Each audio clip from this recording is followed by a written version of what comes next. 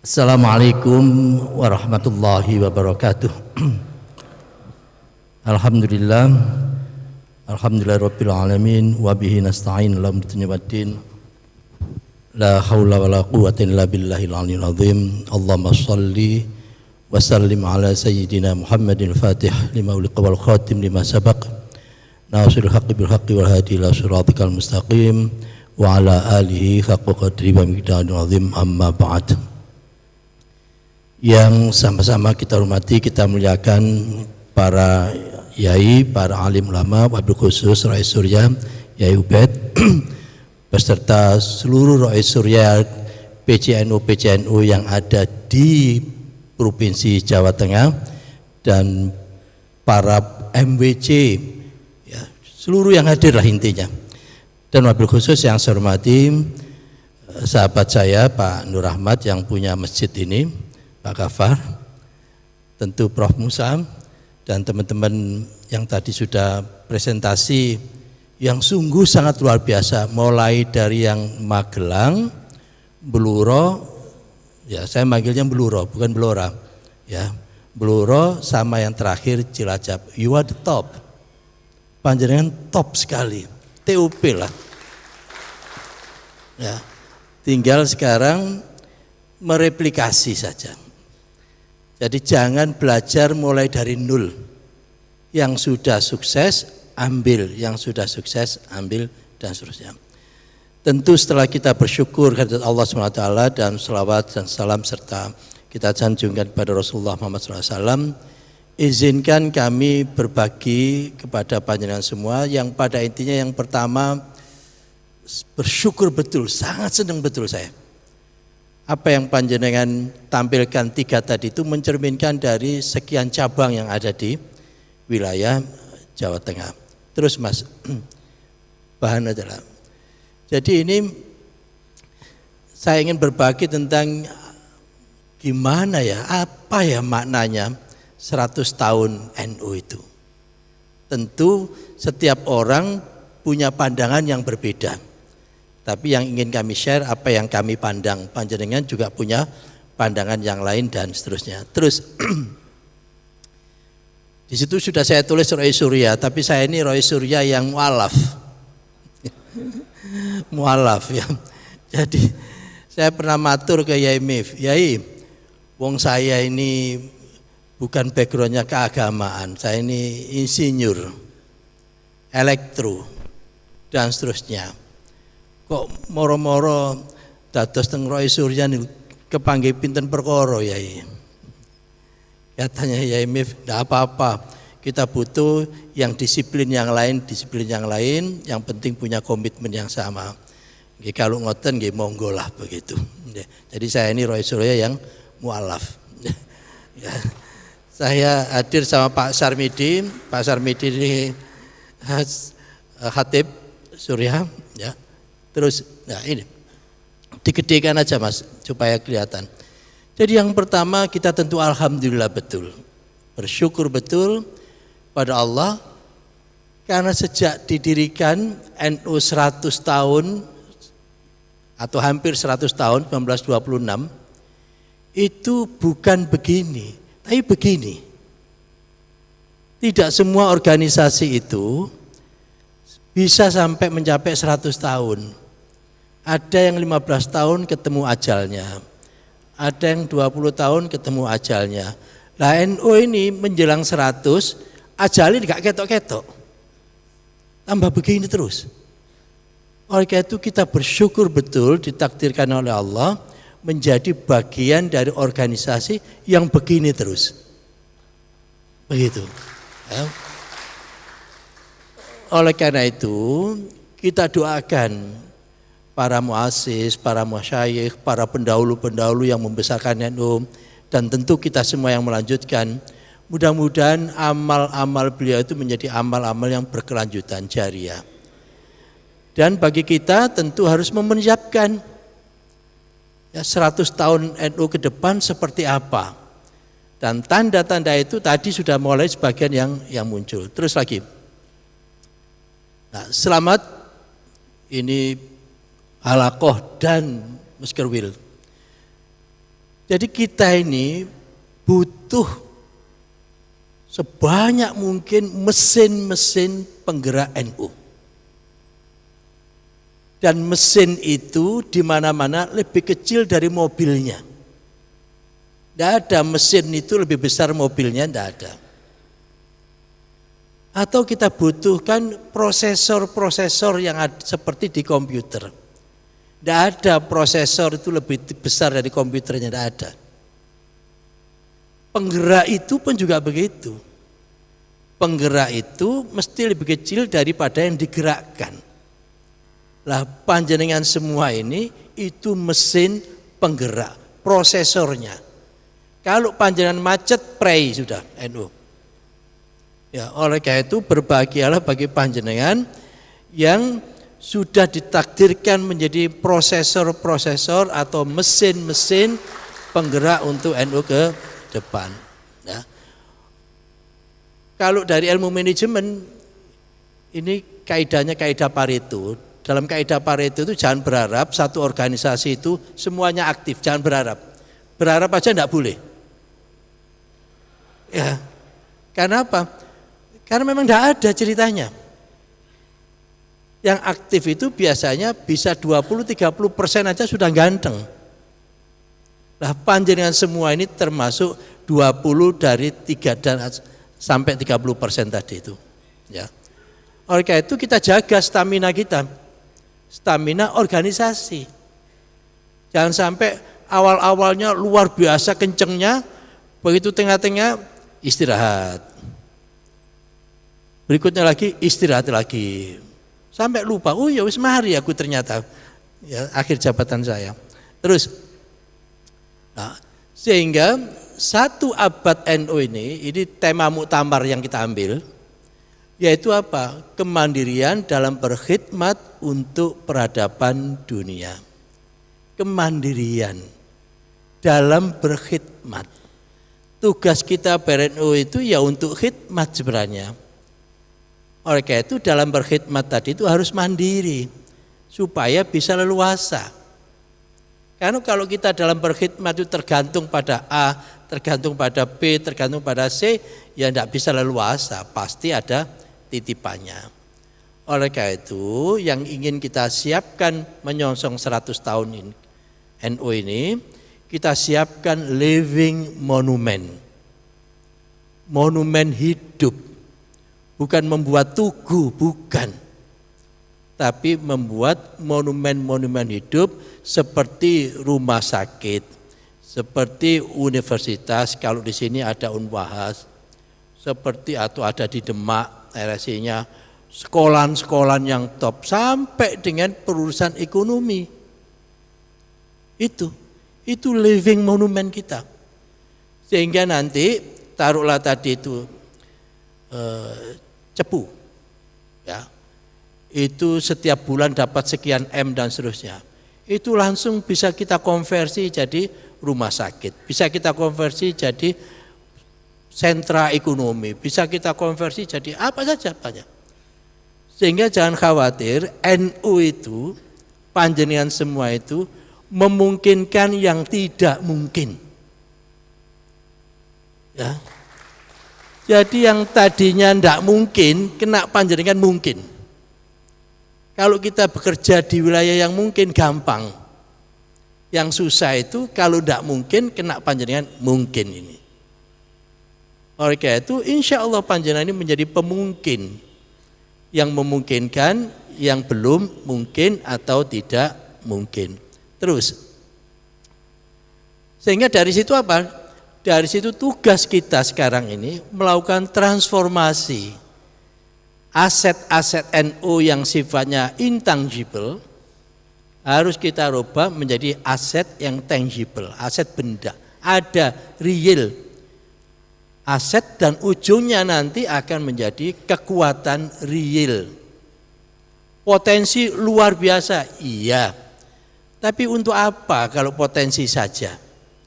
Kita punya bendungan yang isinya jutaan meter kubik, itu potensi. Tetapi kalau hanya berupa bendungan yang isinya jutaan meter kubik, manfaatnya kecil.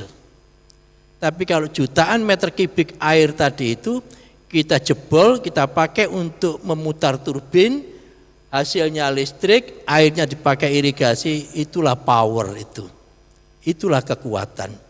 Dan NU insya Allah di tangan panjenengan semua akan merubah dari potensi itu menjadi aset real dan menjadi kekuatan real. Terus lagi, ini contoh paling sederhana. Di Jakarta itu ada jalan namanya Jalan Hasyim Asy'ari. Di Jakarta. Ya, Pak Prof. Nur Ahmad, ada Jalan Hasyim Asy'ari. Namanya Jalan Hasyim Asy'ari, Kiai Haji Hasyim Asy'ari. Tetapi rumah di sebelahnya tidak ada rumah kita. Sekolahan di sebelahnya tidak ada sekolahan kita. Rumah sakit di situ bukan rumah sakit kita. Toko di situ bukan toko kita. Itulah ilustrasinya. Kita hanya punya nama besar. Tapi aset realnya belum. Oleh karena itu saatnya sekarang nama tetap penting, tapi rumah di situ harus kita beli. Masjid di situ kita rubah jadi masjid kita. Sekolahan di situ menjadi sekolahan kita. Toko di situ menjadi toko kita. Demikian dan seterusnya. Nama itu yang saya simbolkan dengan intangible asset. Aset non bendawi. Penting, tapi tidak cukup. Akan lebih sempurna kalau nama jalannya Jalan Kiai Haji Hasyim Asy'ari, rumahnya rumah kita, musolanya musola kita, tokonya toko kita, sekolahnya sekolahan kita, dan seterusnya. Ini yang sedang kita garap menuju ke situ. Terus Mas. Oleh karena itu, kalau panjenengan baca, ini ada salah satu hadis yang panjenengan pirsa semualah. Innallaha yab'atsu li hadzal ummah ala ra'si kulli mi'atin sanatin mayyujaddidul hadina. Jadi setiap akhir 100 tahun itu Allah akan mengutus mujaddid untuk memperbarui agamanya. Saya mencoba menafsirkan mujaddid di situ bukan satu orang bukan. Tapi ada kelompok orang, kolektif. Dan tidak hanya orang, tapi ada sistem baru yang mengelola organisasi ini. Apa yang terakhir yang panjenengan sampaikan tadi cepu, ya, itu satu tujuan, satu ini, dan seterusnya tadi itu bagian dari apa? Sistem organisasi yang baru. Sistem baru. Maaf, Cilacap, maaf. Gocap tadi kan Gocap tuh ya. Ya, maaf. Ya, Gocap. Ya, Gocap itu. Kalau Cepu Jawa Tengah atau Jawa Timur? Jawa Tengah juga kan ya. Sama lah Cepu Cilacapnya. Maaf. Oleh karena itu mohon maaf banyak. Oleh karena itu ini tidak bisa serta-merta mujaddid tadi itu muncul, tidak bisa serta-merta. Tapi harus diperjuangkan. Ya, harus diperjuangkan. Terus lagi. Ya. Terus Mas. Nah, dengan begitu kita itu ingin membangun rumah besar NU. Ya, rumah besar NU. Yang dengan rumah besar tadi itu baik ya sebagai profesional bisa singgah di rumah besar itu. Atau para diaspora, anak-anak yang berkeliaran di mana-mana itu, yang sedang kuliah di mana-mana dan seterusnya, itu pun juga bisa tinggal di situ. Warga NU pun juga bisa ditinggal di situ. Untuk apa? Mulai dari untuk pengabdian, khidmat, bisa juga untuk sebagai lahan perjuangan, bisa juga sebagai kreasi kita, bisa juga tempat bekerja kita. Jadi kalau Unwahas yang ada di sini, itu tidak hanya sebagai tempat untuk berkhidmat semata, tapi bisa sebagai alat perjuangan. Tapi bisa juga sebagai bagian dari untuk berkreasi. Tapi juga bisa menampung teman-teman kita yang ingin bekerja. Padahal itu dasarnya mahamin muslimin yaghrasu ghursan au yazru zar'an dan seterusnya itu.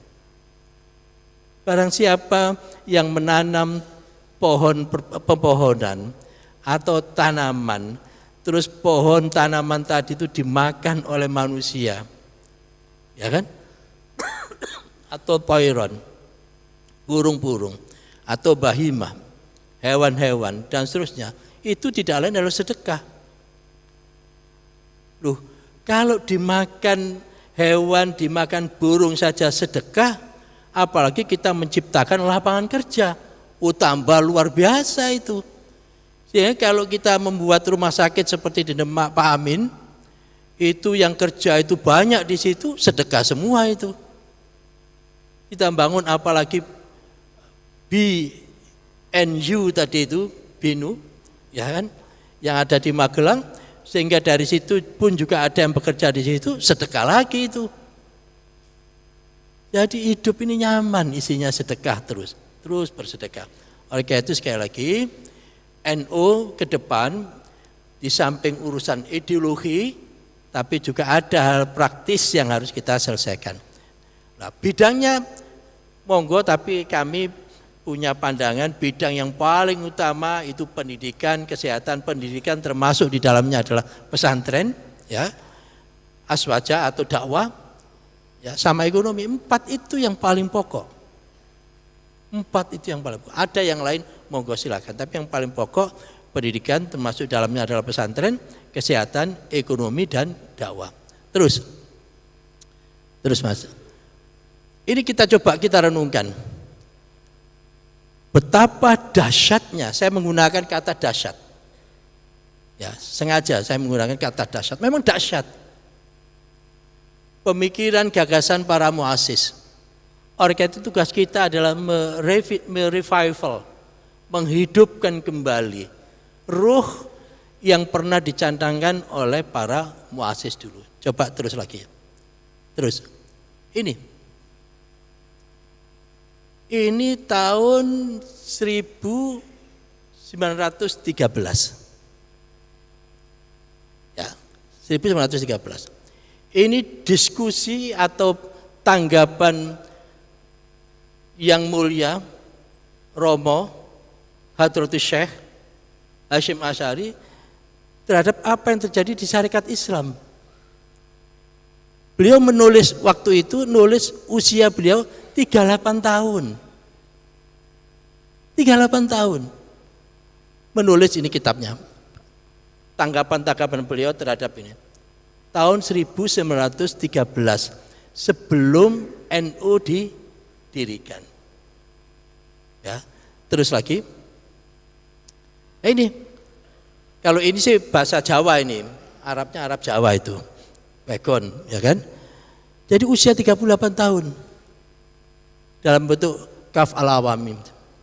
Artinya apa? Yang menarik ini, mungkin di sini kita bisa beda pandangannya, tapi tidak apa-apa lah, beda pandangan. Jadi kalau dulu kita berbeda itu tidak, argumennya tidak dengan fisik. Ini yang dicontohkan oleh beliau. Argumennya dengan argumen intelektual. Berbeda dengan sekarang. Kalau kita berbeda, maka dilarang itu orang itu, dilarang itu boleh, monggo panjenengan terjemahkan sendiri. Tetapi tidak cukup kalau kita mengikuti apa yang diwariskan oleh beliau. Begitu ada pandangan yang berbeda, karena pandangan itu produk intelektual, maka beliau melawannya dengan produk intelektual. Itu baru TOP. Nah, kita lemah di sini. Lemah di sini. Produk intelektual dilawan fisik, tidak nyambung. Itu mestinya produk intelektual ya dilawan secara intelektual. Ini yang dicontohkan oleh Hadratus Syekh. Ya, luar biasa. Yang tadi kembali ke sebelumnya, Mas.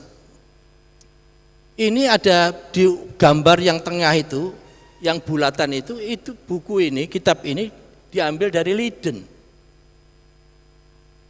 Ya, perpustakaan Leiden Belanda ini, dokumen ini. Itu. Ada di sana. Terus lagi. Ini juga. Ini koran atau buletin tahun 30 berapa itu? 37 atau berapa itu?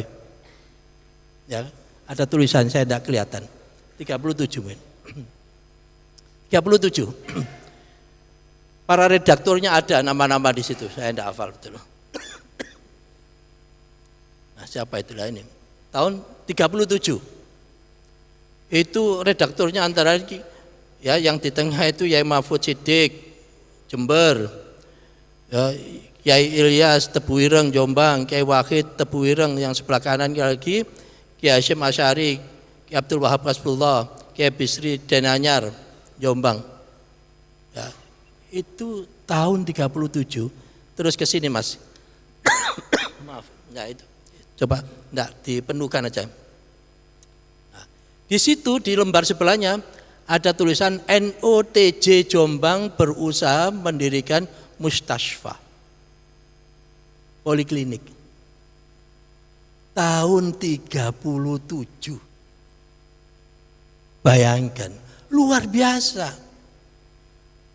Ya kita ini ada gap antara pemikiran-pemikiran para muassis dan penerusnya itu dengan yang kita. Sehingga saatnya sekarang di akhir atau di penghujung 100 tahun ini harus kita revival kembali. Ruhnya. Ya, gitu. Terus lagi. Terus Mas.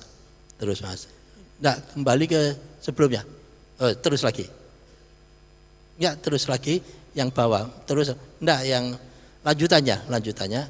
Oke. Nah, ini bedanya. Bedanya pada saat NU awal didirikan yaitu tahun 1920-an, saya nyebutnya 20-an karena 26, dengan sekarang ini tahun 2020-an. Ada bedanya. Kalau dulu ya tahun 1926 atau tahun 1920-an itu sekarang generasi dari sisi generasi itu generasinya generasi silence. Sekarang generasinya generasi digital natif. Yang kedua, kalau dulu Indonesia itu penduduknya 60 juta waktu tahun 1920-an. Sekarang penduduknya 280-an juta.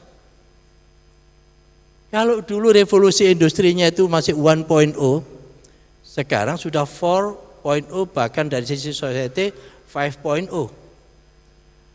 Kalau dulu itu model interaksinya itu pakai physical interaction, sekarang sudah pakai baik virtual maupun fisik kombinasi. Demikian dan seterusnya. Sehingga apa? Kalau kita ingin mengembangkan NU ke depan, ya menggunakan basis yang tahun 20-an yang sekarang ini. Karena masyarakatnya sudah berbeda, lingkungannya pun juga berbeda, tapi ruhnya yang tidak boleh berubah. Gitu. Terus lagi. Nah, ini ceritanya. Ya. Tahun 26 demikian dan seterusnya. Intinya mohon betul tahun sekarang ini memulai setiap cabang kabupaten, kota, provinsi yang potensial harus punya entah mulai dari rumah sakit atau poliklinik sampai dengan punya universitas atau pendidikan atau sentra-sentra ekonomi. Harus punya. Apa bisa? Insya Allah bisa, we can. Bukan I can. We. Nah kita ini kelemahannya saya itu lebih dominan. Padahal saya itu tidak ada apa-apanya. Apa yang saya ketahui tidak ada apa-apanya dibanding dengan apa yang saya tidak ketahui. Apa yang saya miliki tidak ada apa-apanya dibanding dengan apa yang saya tidak miliki. Oleh karena itu saya not so important. Tidak terlalu penting saya itu. Yang penting adalah kita. Nahnuisme, anaisme sudah selesai. Itu syaratnya. Oleh karena itu saya nyebutnya the power of we, kekuatan dari kita. Contoh yang tadi disampaikan itu basisnya kita semua, tidak ada yang saya.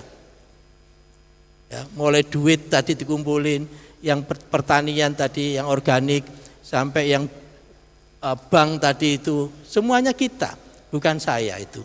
Terus lagi, agak cepat. Nah, oleh karena itu kita harus berubah, Sayangnya kita itu punya penyakit. Kalau diajak berubah itu ada penyakitnya kita itu. Saya nyebutnya willing but paradigm. Paradigma mau tapi. Kita itu kan maunya melihat jauh ke depan, tapi kita rabun jauh. Miopi. Maunya melihat jauh ke depan, tapi penyakit kita itu miopi. Tidak bisa melihat ke depan. Kita itu maunya apa? Langsung aksi. Tetapi penyakitnya kita itu menghindari kesulitan, tidak mau repot. Kita itu maunya akselerasi kecepatan, tapi kita kena beban, termasuk beban psikologis. Kita itu maunya beradaptasi, tapi kita merasa nyaman dengan sekarang ini. Itu penyakit. Oleh karena itu, yang bawah itu kita beresin. Insya Allah kalau itu bisa kita lakukan, langsung lompat. Terus lagi aja. Ini yang menarik. Hadirin sekalian, jadi ke depan itu nanti Pak Gafar mohon bisa dielaborasi, Pak Nur Ahmad juga ya. Saya mencatat ada 9 geostrategi yang ke depan itu NU akan menjadi luar biasa. Ya. Yang pertama demographic dividend, bonus demografi. Terus Mas, terus nah ini. Jadi Indonesia itu sekarang ini sedang mulai naik terus, nanti puncaknya di 2035-an, populasi usia produktif 15 sampai 60 tahun, itu jumlahnya luar biasa, puncaknya nanti 70% itu kira-kira, tahun 2035-an. Loh, kalau di rumah tangga isinya itu para pekerja semua, tentu berbeda dengan kalau di rumah tangga itu isinya pensiunan semua. Ya. Oleh karena itu ini kesempatan bagus. Kenapa bagus? Karena Islam di Indonesia itu hampir 87%. Dari yang Islam 87% tadi itu yang NU 60-an persen. Berarti apa? Ya yang paling banyak NU dong. Begitu. Usia produktif itu. Tetapi usia produktif tadi itu akan menjadi bonus kalau berkualitas. Tapi kalau tidak berkualitas akan menjadi bencana. Disitulah pentingnya pesantren, pentingnya pendidikan, pentingnya kesehatan itu. Supaya anak-anak muda NU tidak menjadi bencana ke depan. Itu. Kembali sebelumnya Mas. Oh ya, terus lagi aja masih ada. Terus lagi. Nah, ke depan tidak cukup di dunia pendidikan kita itu hanya mengandalkan IQ, EQ, SQ. Biasanya kita mengandalkan itu. Ya. IQ-nya harus bagus, EQ-nya harus bagus, SQ-nya harus bagus. Sekarang tidak cukup saya bilang. Ya. Diperlukan apa? DQ. Yaitu apa? Kecerdasan digital. Ya. Ditambah lagi kecerdasan apa? Kecerdasan yang berbasis aswaja, kecerdasan yang berbasis keindonesiaan. Ini yang harus diramu menjadi satu kesatuan dalam dunia pendidikan kita. Terus lagi. Nah, yang kedua nanti kalau panjang rujuk di tadi itu di 9 geostrategis. Yang kedua, sekarang ini orang NU itu sedang naik ke atas. Sedang naik ke atas. Baik secara intelektual maupun secara ekonomi maupun secara politik. 30 tahun yang lalu susah mencari prof seperti Prof Musa maupun Prof Nur Ahmad, Pak Gafar. Susah. Mencari profesor 20-30 tahun yang lalu susah. Tapi sekarang sudah banyak yang profesor. Sudah banyak yang bidang ini. Sudah banyak yang ini, demikian dan seterusnya. Bahkan di Jawa Timur, tidak pernah sepanjang sejarah Jawa Timur gubernurnya NU, tidak pernah. Kecuali sekarang. Tidak pernah. Saya sudah ngelacak, mulai Gubernur Suryo saya lacak terus begitu, ketemulah pada saat yang maju itu hanya 2 pasang, Gus Ipul sama Bu Khofifah, all NU final, siapa yang ditakdirkan yang jadi. Saya bilang ke Caimin, Caimin apa maknanya ini? Saya bilang itu. Kalau bacaan saya maknanya ini adalah mempersiapkan 100 tahun NU. Yang selama ini tidak pernah ada gubernur NU. Wali kota Surabaya, tempat berdirinya NU, tidak pernah wali kotanya itu NU, tidak pernah. Tidak pernah. Kecuali sekarang menjadi wakil ketua NU cabang Surabaya. Meskipun SK-nya belum selesai. Itu. Jadi ini, oleh karena itu NU harus rumahnya diperbesar. Rumahnya harus diperbesar. Kalau tidak cukup rumahnya, maka nanti akibatnya apa? Anak NU akan kos di tempat lain. Kalau sudah kos di tempat lain, nanti akan dinikahkan oleh anaknya Bu Kos. Begitu dinikahkan anaknya Bu Kos, maka nanti kakaknya berubah kartu keluarganya. Oleh karena itu rumah NU harus kita berbesar. Memperbesarnya dengan cara apa? Mendirikan unit-unit usaha dan seterusnya. Maka disitulah nanti tempat pengabdian teman-teman NU yang lain. Tidak harus semuanya di PWNU, tidak harus semuanya di PBNU, tidak harus semuanya di PCNU, tidak harus semuanya di MWC, tapi bisa menggeluti anak usaha atas nama NU tadi itu. Itu nanti akan menjadi tampungan anak-anak kita yang sedang naik. Kalau enggak, sekali lagi dia akan kos di tempat lain. Kalau kos, sekali lagi kakaknya akan berubah. Terus, ini contoh mobilitas vertikal. Jadi tantangan kita itu sebelah sana itu anak-anak miskin. Tetapi yakinlah insya Allah kalau mereka mau sekolah akan terpotong mata rantai kemiskinan itu. Saya ingin membuktikan salah satu anak yang di atas itu. Namanya Ahmad Syafiuddin, orang Madura yang biasanya angon sapi. Dia dapat bidik misi, akhirnya dia diterima di IPB Bogor.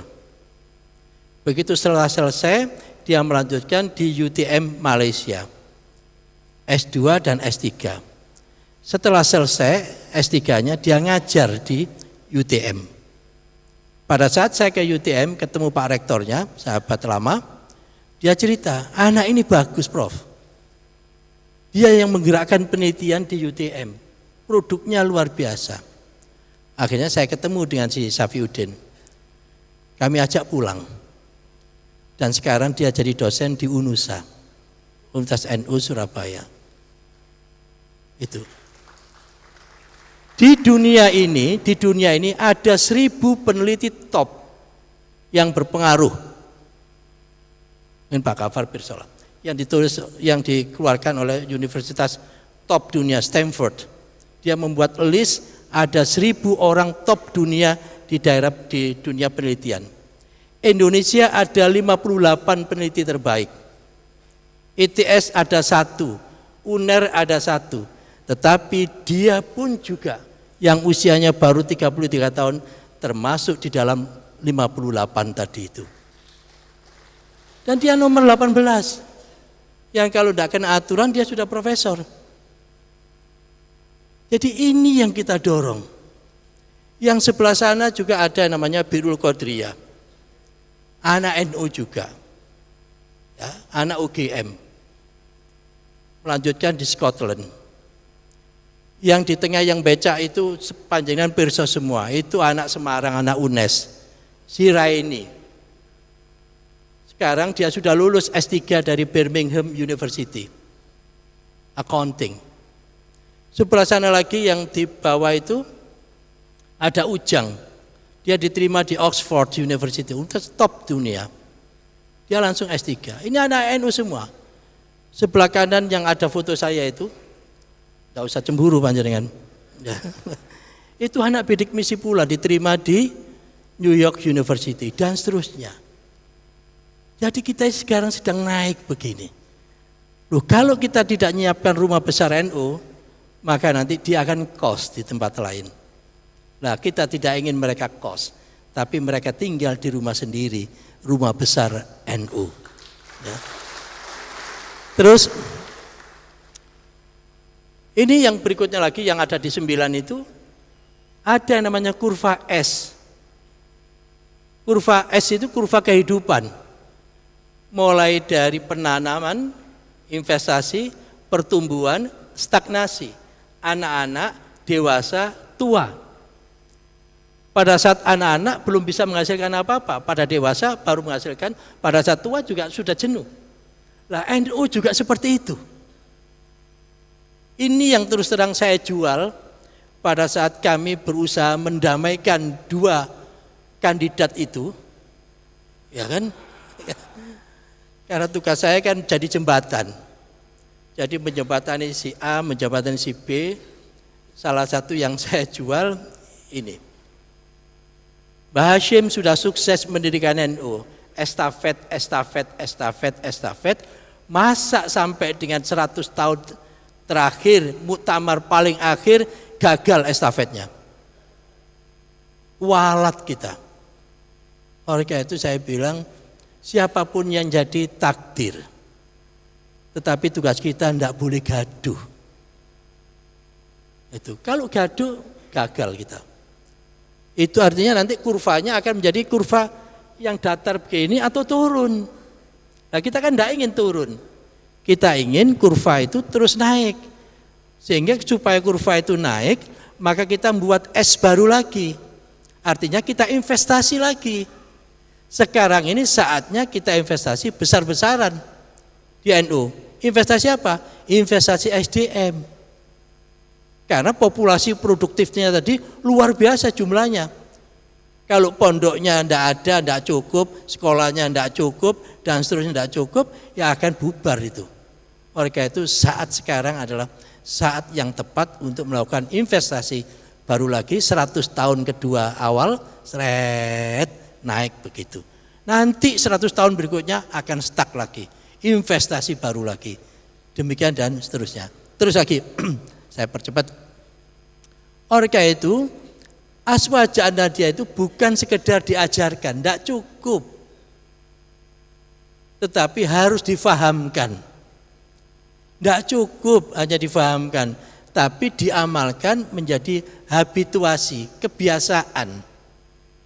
Dari kebiasaan itu akan menjadi tradisi. Dari tradisi itu menjadi budaya. Kalau sudah menjadi budaya, aman sudah. Sehingga aswaja center itu menjadi penting.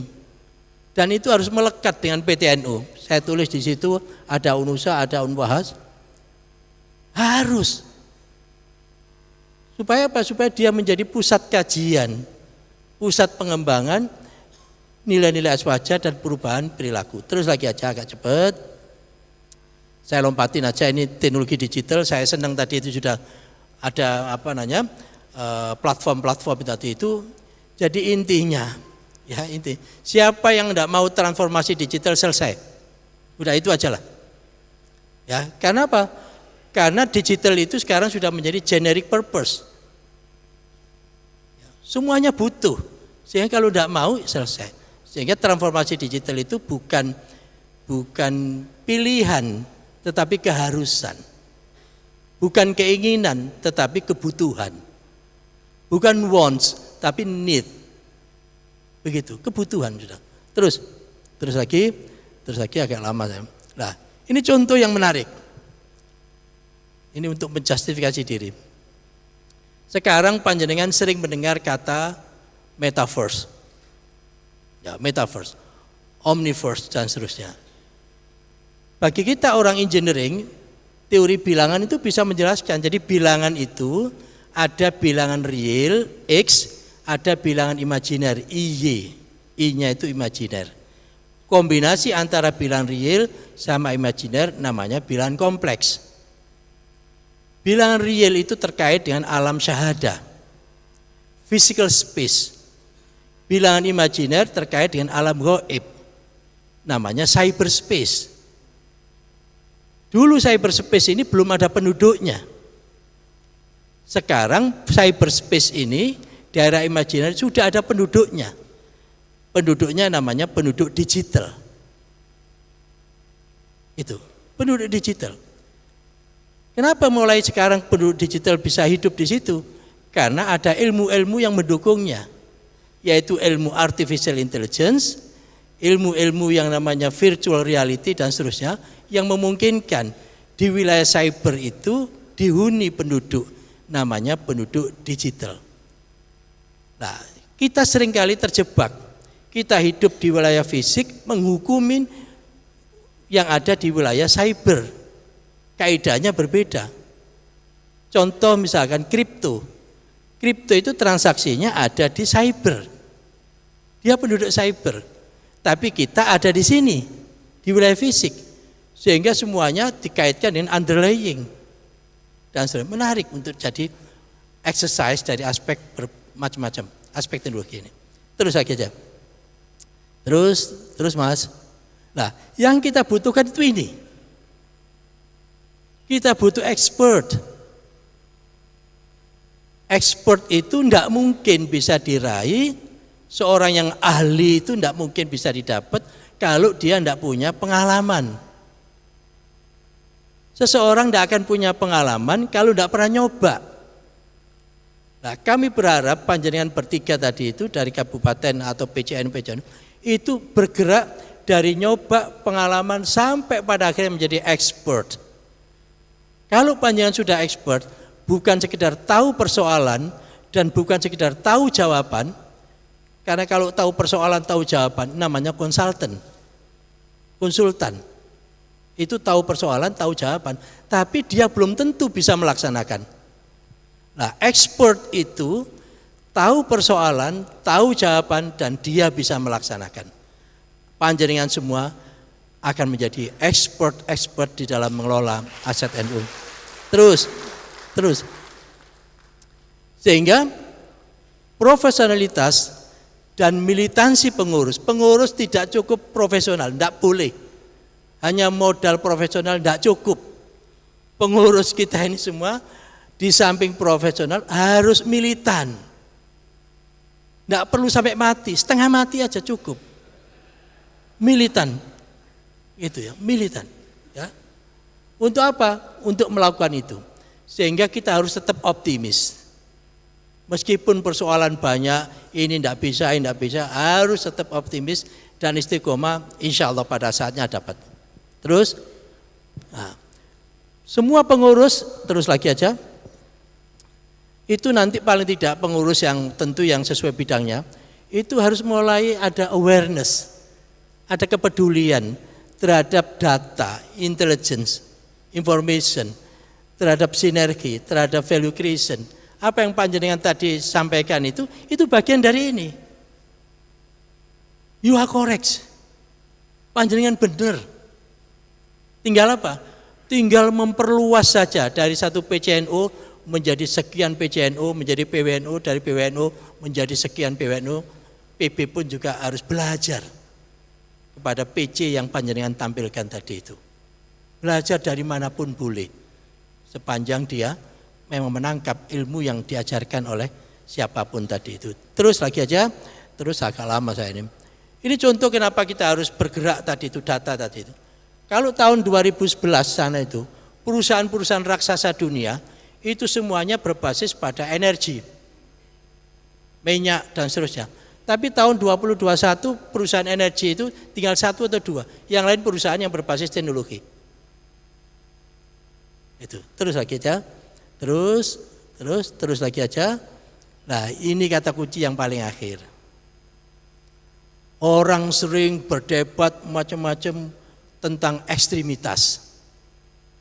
Saya bilang dunia itu normalnya mengikuti kurva normal. Kurva normal ya begini ini. Selalu ada ekstrim kiri dan ada ekstrim kanan. Itu selalu ada itu. Kalau tidak ada malah tidak normal. Mesti ono. Tetapi yang tidak boleh dia besar. Yang tidak boleh dia besar. Kalau ekstremitas ini besar, nanti sebanding dengan yang di tengah itu, kalau perang keket, Tahu keket panjenengan? Seimbang, tidak akan ada selesainya. Tapi kalau dia kecil, maka tinggal ngetok begitu aja kan? Itu. Nah caranya gimana? Caranya energi kita bukan kita pakai untuk membunuh ekstremitas itu, semata itu tidak. Tetapi yang tengah ini harus diperkuat. Karena yang pinggir itu asalnya dari tengah. Sehingga tengah ini harus dipagerin, yang kuat, diperkuat. Seperti NU ini kalau kuat dan seterusnya, tidak akan ada dzurriyyat NU yang lari ke kiri maupun lari ke kanan. Jadi yang panjenengan lakukan ini, itu tanpa diomongkan, tanpa diceritakan, pada dasarnya adalah sudah membunuh ekstremitas-ekstremitas itu. Karena tidak ada sumbernya lagi. Karena mereka sudah kerasan di rumah besar NU itu. Selamat berjuang. Mudah-mudahan panjenengan semua menjadi mesin penggerak untuk NU ke depan. Wallahu muwaffiq lakum thoriq. Assalamualaikum warahmatullahi wabarakatuh. Bahan nanti ini bisa di-share, bisa dibagi-bagi dan seterusnya. Ya. Matur suwun.